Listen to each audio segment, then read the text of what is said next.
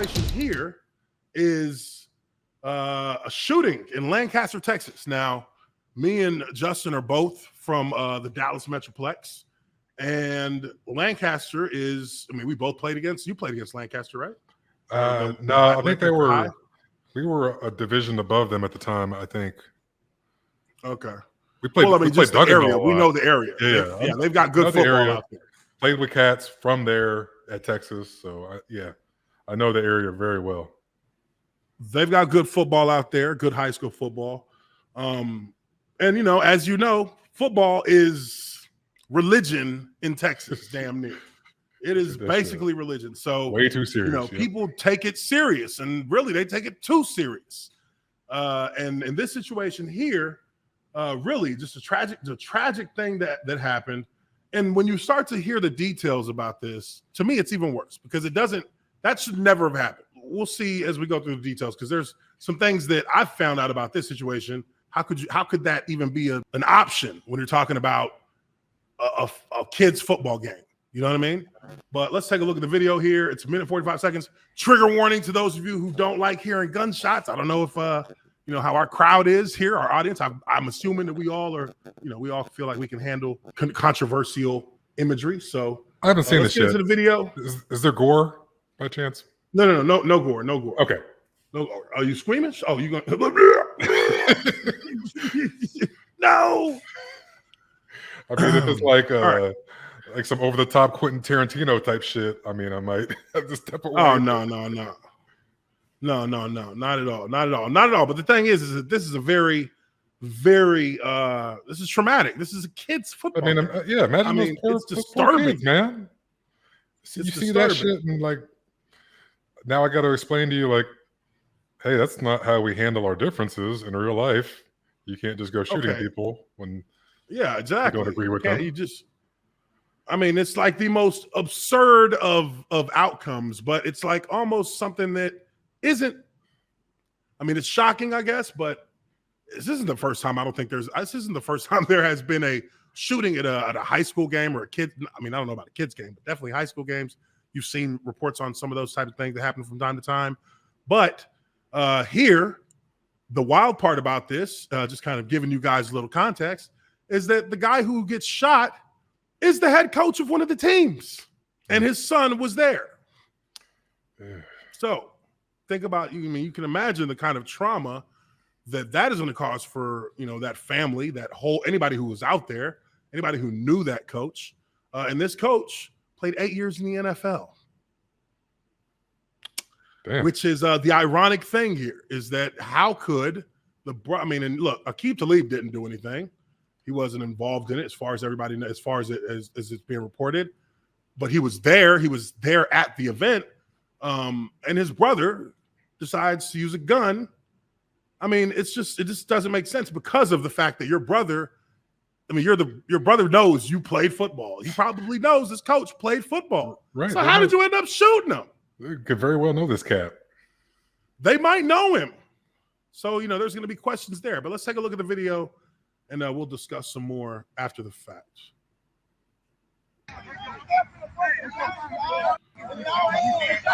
Oh, and sorry, a little bit more context here. Okay, there was something with officiating, as it always is. Something with officiating caused people to just start acting stupid, you know. And it's parents take their kids' games far too serious in this country. I mean, I don't know. I mean, I'm assuming that people taking things too serious in sports, it's worldwide. But here in this country, the way we see it, what we're exposed to, they do too much. Yeah, I mean, Jerry Jones is not coming to your kid's game scouting, you know. No, he ain't coming to none of that, you know. This is ridiculous.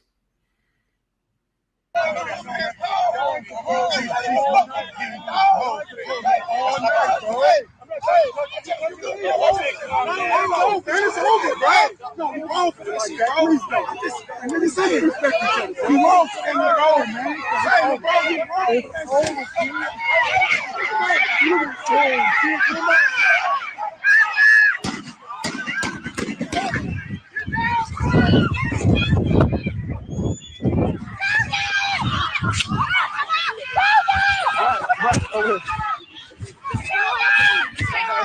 Come on.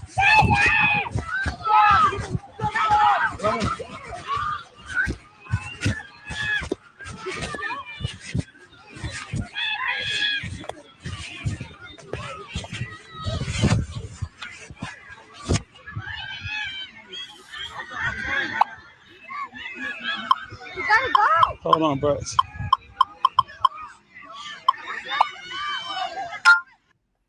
Quick comment. I know that it was in the middle of it right there.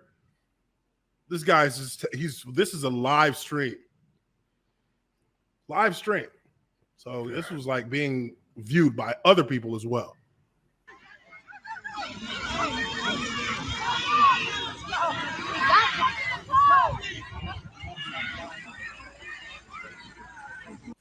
And if you look right here, that's his son on the ground next to him, because this is the coach that was shot. Okay, that's fair. I'll give you people around him, but yeah, you can kind of make out. I mean, before this person right here walked in front, you can kind of make out like he was in some sports attire, little kid. Okay, right here. Yeah, that gets fucked up now. Oh yeah. Wow. This way.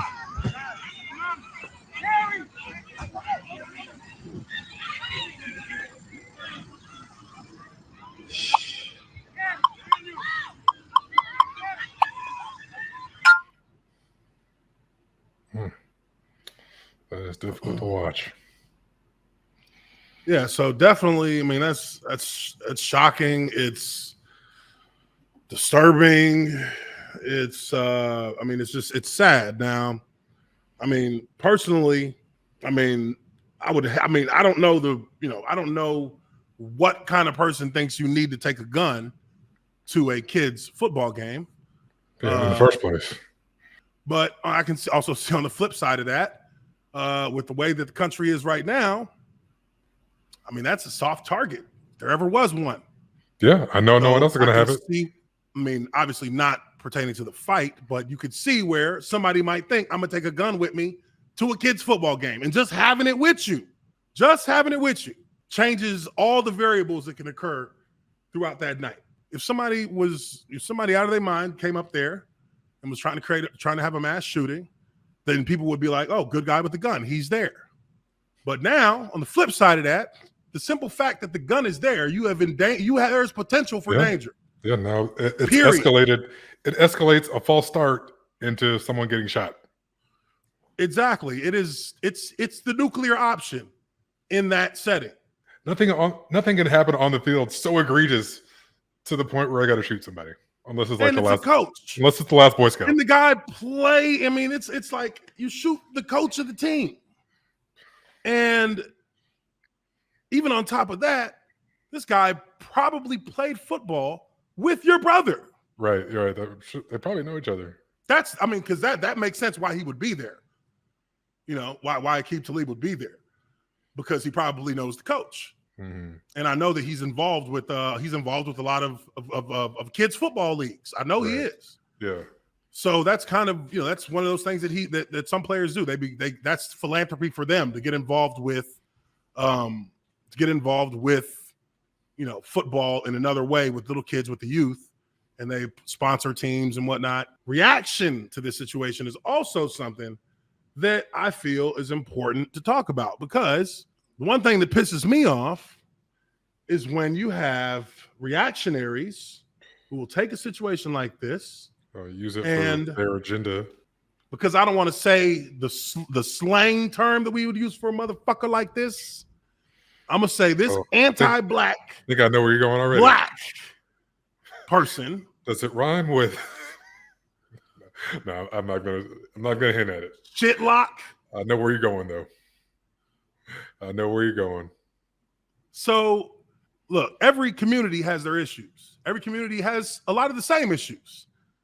But when one is placed up on the national stage as the example to, minimize the grievance of a certain group of people, that to me is where things become a little disingenuous. And so we enter Jason fucking Whitlock. Your favorite. Jason Whitlock. What do you think he has to say about this situation? Let's take a listen. The tragic murder of Mike Hickman is illustrative of a problem plaguing Black neighborhoods that we've been groomed to ignore. It's racist to discuss the self-hatred that provokes Black men to cavalierly settle disagreements with gun violence. According to approved media wisdom, the random senseless murder of Black men by other Black men within Black communities is a proximity crime that can only be solved by money, integration, and the passionate affection of white people. Mike Hickman would be alive today if white police officers properly loved Black people. So would Hickman's sister, Jennifer. She was murdered a year ago, another victim of Black on Black violence in desperate need of white love. I can't tell if he was trying to be serious there. He was being sarcastic to demean how he perceives the response from, I guess, liberal people, quote unquote, would say, or I don't know, activists. I don't know. It's not clear. I mean, either way, even if your point is logically sound, I don't think you should ever be so flippant with somebody's fucking life. Well, this is the thing. If you want to have a discussion about Black on Black violence, then have a discussion about Black on Black violence.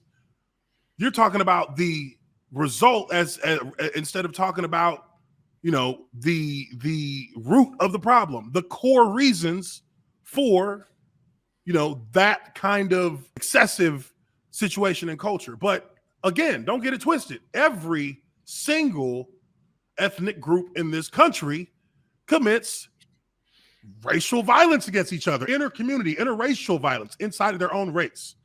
Yep. Everyone does. White folks kill white folks. Mexicans kill Indians. Black folks kill Black folks. Irish kill Irish. Arabs kill Arabs. You tend to live around each other for the most part, but by and large. So, I mean, I'm not going to drive across town to go, you know, kill somebody that I don't fucking know. And this is what, you know, people like Jason Whitlock, who will step on his own kind to make a point, because he's, in my eyes, he has to have validation. And he didn't get validation from his peers when he was over there dealing with Black athletes on Fox Sports 1 or on ESPN. His perspective was always not looking to solve problems in the Black community, looking to exploit that it's just the Black people who are the problem. And that's why Black folks don't fuck with him. There are a few Black folks in this, there are notable Black names in this country that Black people do not fuck with. Yeah. Period. Yep. We don't give a shit that they're Black. They are anti-Black. They are Black in name only. Binos. They got the revitiligo. You know what I mean? There are people like that. There are people like that. But all skin folk ain't your kinfolk. All skin folk ain't your kinfolk. And the thing is that they give legitimacy to people who don't necessarily understand the issues of, and want to play that game about look at the result instead of look about how to solve the problem. Yeah, not look at the symptoms. Yeah. You know what I mean? And because look, what happened in this video is tragic and most deaf. Is that it's a problem in and of itself that it happened. But I would say that has more to do with gun culture than it does with just community self-hatred that he says Black people have self-hate for each other. Look, as a culture, we're trained. We all grew up in this American society where guns have power. Holding a gun is powerful to a lot of people. It's presented that way. It's the great equalizer. It's presented that way. You know, like we watch movies where people get shot by, you know, and I'm not blaming movies because movies aren't the reason, but we are desensitized to violence, and in our history as America, as a history, as a country, our reaction to controversy is violence. When we are in a tough spot, that's our default. We're gonna blow some shit up. Yeah. if you test us, we're going to shoot you down. So it's culturally ingrained in American society to see violence as a reasonable measure, just solving a disagreement. Yeah, for anything. You know what I mean? Really. Like, I don't even need an excuse half the go time. back to the Wild Wild West days. I mean, people talk about, if you really understand, if you really know the history of back in the early frontier days, at a point they made it illegal to carry your gun in cities, in towns. Mm-hmm. In regular towns, they was like, you can't carry your weapons out here. Right. Because people solve their problems with guns. Like in Tombstone said, you know what I mean? We're not saying you can't have guns. We're just saying you can't have your gun in the town. In the town. They almost killed Wyatt Earp for that shit. You know what I mean? Like, this is how America, this has been a part of our psyche from long before Black folks started getting their hands on guns, because got taxed too much. Fuck them. We're going to war. We want our independence. We're going to war because you're taxing us. Like everything that we have, every conflict that we are engaged in as a country, as a society, we engage it with violence first. So this is not it's not a stretch to say that it's just an American thing, because it really is. It's an American thing. Now, it doesn't justify this shit happening in any way, shape, or form, but we got to be real about shit. If we're gonna actually like have a discussion about it, we got to be real about it. It's not the physical gun that's the problem. It's the gun culture that is the problem. It's the gun culture, And there's and it's not the only thing. There's a lot of reasons why this kind of shit happens. If it were that simple, we'd have fixed it. Yeah, yeah.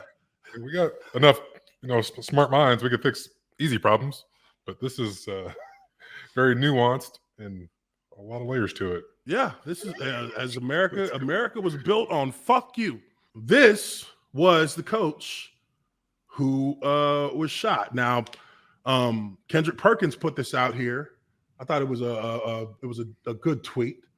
But he says here, this was a coach from a youth football team in Dallas, Texas. I don't know this coach. I've never met him a day in my life, but I do know that he didn't deserve to have his life taken in front of his 9-year-old son over no damn little football. Rest in peace, Coach Mike. And this is the guy here who was shot and killed. I mean, a leader in this community, for sure. Yeah, you would assume.